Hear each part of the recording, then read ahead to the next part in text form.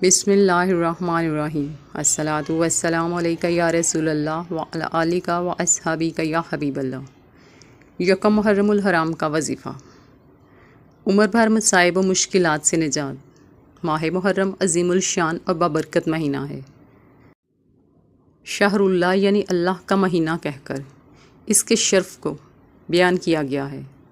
اس ماہ کے دوران نیک اعمال زیادہ سے زیادہ کرنے چاہئیں، خاص طور پر نفلی روزے زیادہ رکھنے چاہیے، کیونکہ رسول اکرم صلی اللہ علیہ وآلہ وسلم کا ارشاد گرامی ہے، رمضان کے بعد سب سے افضل روزے ماہ محرم کے روزے ہیں، جو کہ اللہ کا مہینہ ہے، اور فرض نمازوں کے بعد سب سے افضل نماز رات کی نماز ہے۔ خاص طور پر یوم عاشوراء 10ویں محرم کا روزہ رکھنا چاہیے۔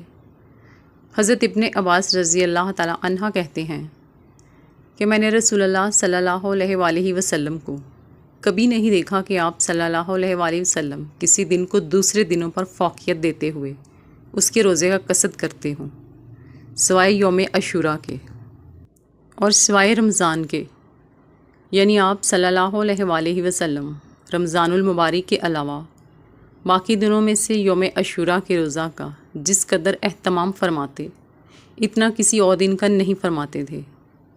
1 سال کے گناہ معاف۔ حضرت ابو قتادہ رضی اللہ تعالی عنہ کہتے ہیں کہ رسول اللہ صلی اللہ علیہ وآلہ وسلم سے یوم عاشوراء کے روزے کا سوال کیا گیا تو آپ صلی اللہ علیہ وآلہ وسلم نے فرمایا پچھلے 1 سال کے گناہ مٹا دیتا ہے۔ محرم الحرام کی پہلی رات کے نوافل اور اعمال۔ محرم الحرام کا چاند نظر آئے تو 2 رکعت نفل اس طرح ادا کریں کہ ہر رکعت میں سورہ فاتحہ کے بعد 11 مرتبہ سورہ اخلاص پڑھیں، سلام کے بعد یہ دعا پڑھیں۔ یکم محرم الحرام کے دن 2 رکعت نماز نفل پڑھیں کہ ہر رکعت میں سورہ فاتحہ کے بعد 3 مرتبہ سورہ اخلاص یعنی قل ھو اللہ احد پڑھیے۔ سلام پھیرنے کے بعد ہاتھ اٹھا کر یہ دعا پڑھیں۔ دعا سے پہلے اور بعد میں ایک بار درود پاک پڑھیے۔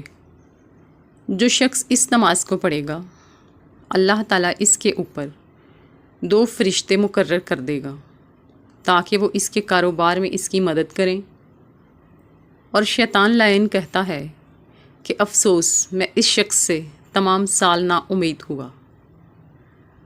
عمر بھر ہر بلا و برائی اور مصیبت سے حفاظت کا نسخہ۔ یکم محرم الحرام کے دن بسم اللہ الرحمن الرحیم 130 بار لکھ کر یا کسی سے لکھوا کر جو کوئی اپنے پاس رکھے یا پلاسٹک کوٹنگ کروا کر کپڑے، ریگزین یا چمڑے میں سلوا کر پہن لے، انشاءاللہ تعالیٰ عمر بھر اس کو یا اس کے گھر میں کسی کو کوئی برائی نہ پہنچے گی۔ نفل نماز۔ اول شب بعد نماز عشاء 8 رکعت نماز نفل 4 سلام سے پڑھیے۔ ہر رکعت میں سورہ فاتحہ کے بعد سورہ اخلاص 11 دفعہ پڑھیں۔ انشاءاللہ العزیز اس نماز کی برکت سے روز محشر اللہ تعالیٰ اس نماز کے پڑھنے والے اور اس کے گھر والوں کی بخشش فرمائیں گے۔ وظائف۔ پہلی شب سے شب عاشوراء تک روزانہ بعد نماز عشاء 100 مرتبہ کلمہ توحید پڑھنا بخشش کے لیے افضل ہے۔ روزے سیدنا انس رضی اللہ تعالی عنہ سے مروی ہے کہ نبی رحمت صلی اللہ علیہ وآلہ وسلم نے ارشاد فرمایا کہ جو کوئی محرم کے پہلے جمعے کو روزہ رکھے تو اس کے گزشتہ گناہ اللہ تعالیٰ معاف فرما دیتے ہیں۔ ارشاد نبی اکرم صلی اللہ علیہ وآلہ وسلم ہے جو کوئی محرم کے 3 دن جمعرات، جمعہ، ہفتہ کے روزے رکھے اس کے لیے 9 سال کی عبادت کا ثواب لکھا جاتا ہے۔ سیدہ عائشہ صدیقہ رضی اللہ تعالی عنہا سے روایت ہے کہ نبی اکرم صلی اللہ علیہ وآلہ وسلم نے ارشاد فرمایا جو کوئی محرم کے پہلے دن 10 عاشوراء تک روزے رکھے تو فردوس اعلیٰ کا وارث و مالک ہوگا۔